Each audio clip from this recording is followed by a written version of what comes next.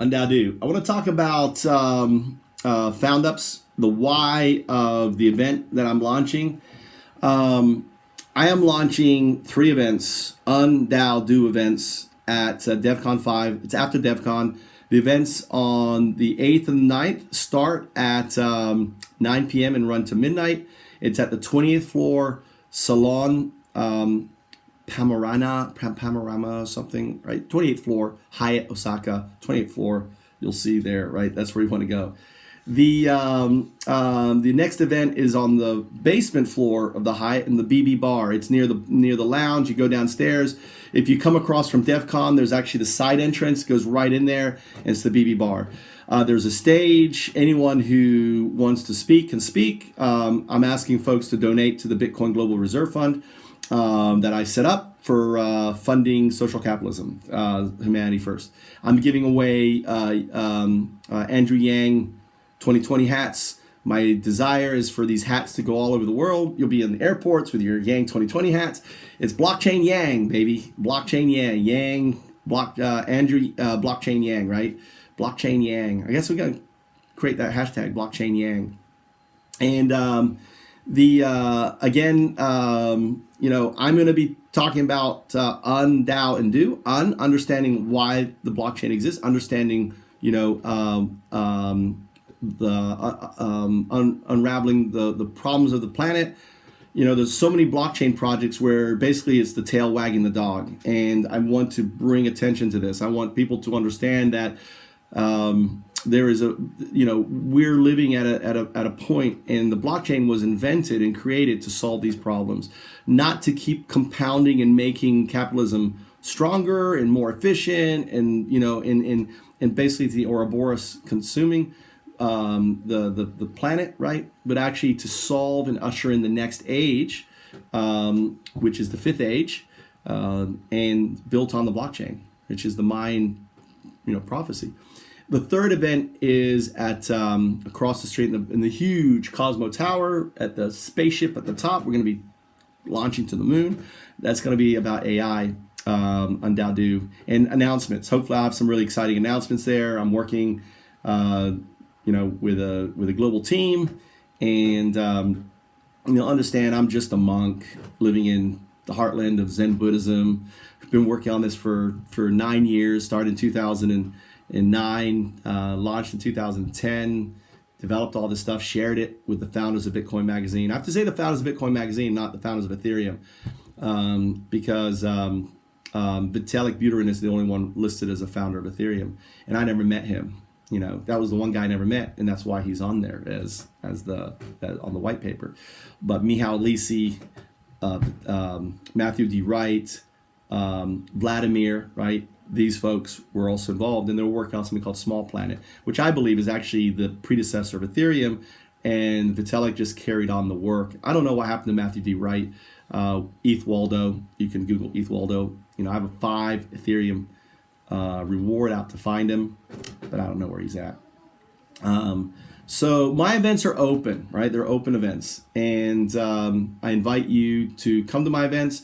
If you like, I'm actually looking for the DAOs and the do's of Foundups, the DAOs and the do's, right? There's going to be some uns, and you uns, you're not going to understand what I'm talking about, or you may, try to unravel what I'm doing, and that's fine. That's what uns do. So if you're one of those out there, more than welcome.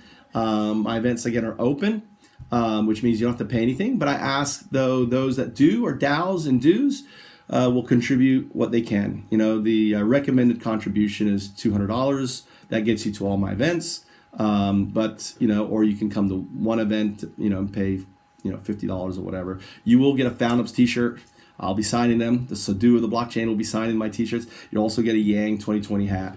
So with that said, let me talk a bit about what Foundups is. So we're launching 5 Danos, 5th age, DevCon 5, right? 5 Danos.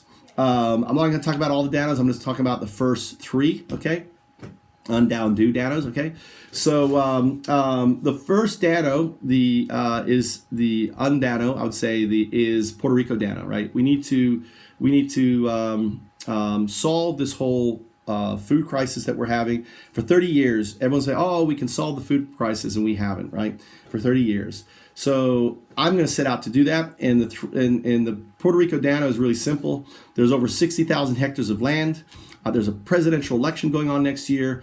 We're going to reach out to whoever the candidate is, right, for Puerto Rico that supports Andrew Yang, and we're going to do a variable UBI program through the Dano that we set up for the islanders, okay? A Dano is a decentralized autonomous nonprofit organization. It's built on the blockchain. The beautiful thing is I designed in 2010 without the blockchain, so I know how Danos can work without the blockchain, right? So the blockchain really isn't necessary right now for the Danos to launch. Simply, and I'll share with you, simply what you need is you have in the articles of incorporation, you introduce a new stakeholder. That stakeholder is called a stakeholder, a new member called a stakeholder. This new member is validated by KYC app, right? A DApp, Dano DApp, right? It simply proves that you were born, where you were born. Okay, it does KYC on you. It also becomes your wallet. It creates your own personal blockchain around you, and it runs Obey. And I'm not talking about any of that shit. Okay, so what we'll do is we're going to lobby the Yang supporter, whoever supports Yang, and we're going to say, listen, you're going to be able to tell the Puerto Rican people you're bringing UBI, a variable UBI, to Puerto Rico.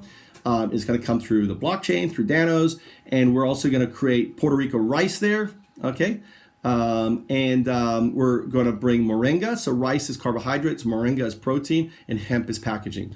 And all this is going to be autonomous farming. Now, how are we going to do the autonomous farming? We're going to create partnerships with universities in Japan and have competitions to create basically modified tractors. We want to take existing tractors and make them autonomous, right? And they're going to have the rice competitions, right? Who can basically harvest a rice field, plant a rice field. We're going to have a lot of fun with it. It's going to be, and I've got some connections who are going to be all over that, right? Then we're going to take that technology and then that's been tested through competition, everything else. And make it very affordable for Japanese farmers. My father-in-law, right, is a Japanese farmer. He's got 11 tambos, and he's got a hernia. It's very hard. You drive the tractor, you go out there, take the tractor, get on. There's the drone will do 3D mapping of the area. That will be part of it, right? So, or just with a camera, you'll be able to just 3D map the area, and then the tractor will do it. In 2017, that's when I was a rice farmer. So I know rice farming. I did a year of it. So easy. Much easier than driving car from LA to New York or all the stuff or worrying car, right? Autonomous tractors is going to be so damn cool and so easy and so affordable. All right. So what we'll end up doing is setting up an organization in Puerto Rico. And we're going to ask basically the land and buildings and facilities be placed in this trust for 20 years. Held in this trust. If we don't use it, it gets returned to them, and we have a 20-year window to use it. This property, this land, then is going to be leveraged as part of an STO in 2020 for investors, right? So we'll own it for 20 years. They're basically investing that we're actually going to use it. We're going to create basically all sorts of hemp productions from hemp plastic, which is actually renewable plastic. It breaks down, right? It's all organic, to packaging and everything else.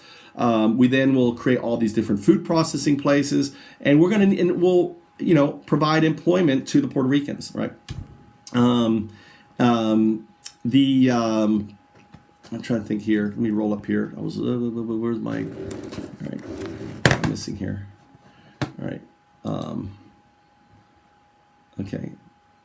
All right. So that's pretty much it for the first Dano. The second Dano is e-Singularity. E-Singularity is the education singularity. It's a project I started in 2000. In 2007, eduit.org.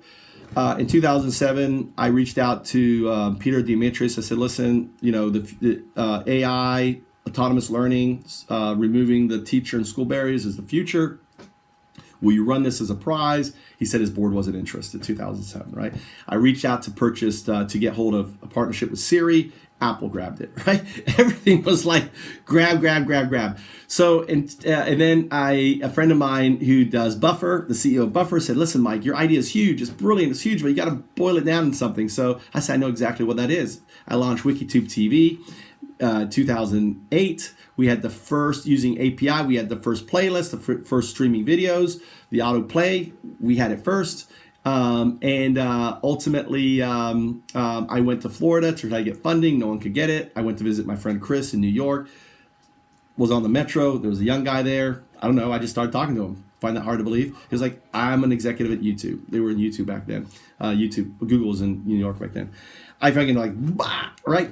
I so excited. Yeah, I'll get in touch with you. I get off the metro, door shut, and I was like, fuck, I didn't get his business card. Within 8 months, everything I'd done was on YouTube. And I was fucking pissed. I was like, rah, right? So I said, there is something fucking wrong with the startup. What's up with the startup? I'm going to disrupt the startup. I'm going to kill Wall Street. I'm going to kill Silicon Valley, right? I was like, pissed off, right? So I said, what's a startup? So I started looking at a startup, and I discovered that 99% of startups fail.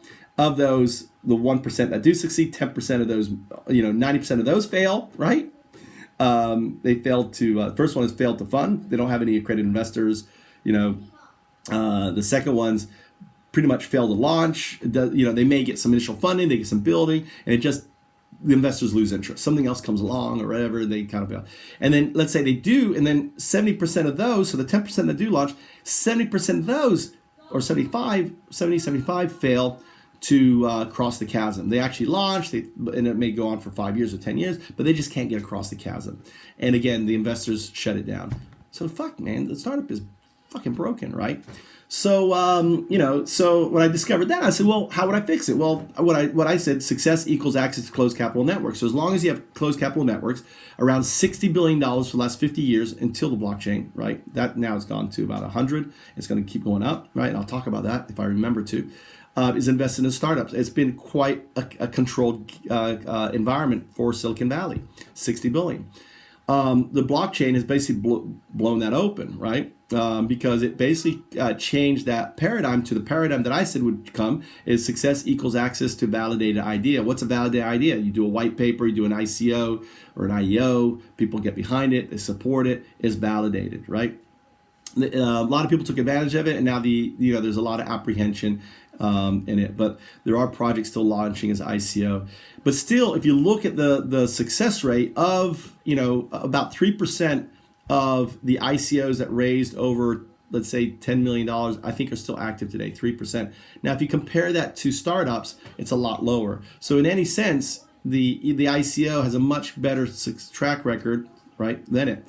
But the problem is that the reason for the blockchain, like what Stephen Tao said, the next big thing we don't even see is Foundups, right? That is the next huge thing, right? That's going to change everything. And I had to wait for certain things to develop, right? I couldn't launch Foundups in 2014 because Bitcoin was still in the innovation stage. Ethereum really was still in the very early innovation stage, right? And at 2019, we now have Bitcoin entering into the early adoption stage, and it's going to go to the next 13.5% adoption. You're going to see Bitcoin skyrocket and massively, because what it took 10 years to do to get to the 2.5% is going to take about 5 years to get to that additional 13.5%. And then it's going to crash. That's when the chasm is going to come. It's going to crash down the chasm quite a bit. I'm not sure what amount, but it's going to come down maybe from 1 million to 5. It's going to come down a lot. And then the next 34% is going to happen in 2.5 years, right? And so that's 7. And then the last 34%, there's going to be 16% who are all never going to get into Bitcoin until fiat dies, and they'll be forced to get into Bitcoin, like people buying those kind of TVs. They kept the analog TV or the analog phone until the phone company said, you got to buy one. No longer good. Those are resistors or laggards. I like the resistors, right? They resist. So I am back. Are you Ethereum guys? I am coming to DEF CON like I did in DEF CON 2. I'm throwing a party. It's the last DEF CON. It's my farewell party to DEF CON 5. It's my celebration party because I finished Foundups is taking me 10 years, and some smart asshole, Frank, oh, you must have an awesome MVP then. No, I don't have any MVP. But I have the complete framework in a way worked out. And there's still a lot of work, and I have most of the framework in here. It's not written on a business plan for obvious reasons, because people copy, steal your ideas. So, but I've written a lot of it down, about 5 or 10% of Foundups down in socasm.com if you want to read it. That's it. Foundups ultimately was inspired by Jeremy Rifkin and the Empathic Civilization. Japan is the perfect country to launch social capitalism, right? And it has nothing with socialism. Social media came out of the internet. Social capitalism is going to come out of the blockchain, specifically because of DAOs, or what I call DANOs, a nonprofit DAO called a DANO, that is going to usher it in. There is something called Moonshot Japan that was announced in April. They're still organizing. I'm going after Moonshot. It's a $1 billion initiative. I'm pulling together a Tokyo team. I'm pulling together a global team, and ultimately there are five moonshots that we're going for, right? The third moonshot, right, is BlockFest. BlockFest. That's I'm branding already. BlockFest.JP. BlockFest is going to happen in the Nagano area, maybe Hakuba. It's an amazing area, and it will be a year-round event. I call it a Burning Woman, not a Burning Man event, right? It's a Burning Woman event, and maybe that's, I don't know. Maybe they did Burning Man because they need to burn the men. Who knows? Burning Woman, because they're giving birth. So I think women are more important, but Burning Man. Maybe I got the whole Burning Man, Burning Woman. Maybe I should be calling BlockFest as a Burning Man event, Japan's Burning Man event, right? But I don't like man. I like women. But maybe Burning Men is saying women are good. I don't know. You tell me. I'm not sure. But it's kind of like a Burning Man, Burning Woman event where there's a celebration, and then during the entire time, people are working on Foundups and sharing their Foundups, and ultimately having a great time. So my name is Mike Trout. Hope to see you at my events. My events are open, like Vipassana meditation. Come to my events. If you are a DAO or a DO of Foundups, I'm finding my tribe. Okay, this is a celebration. Come and hear from the Sahdu of the blockchain, and hope to see you there.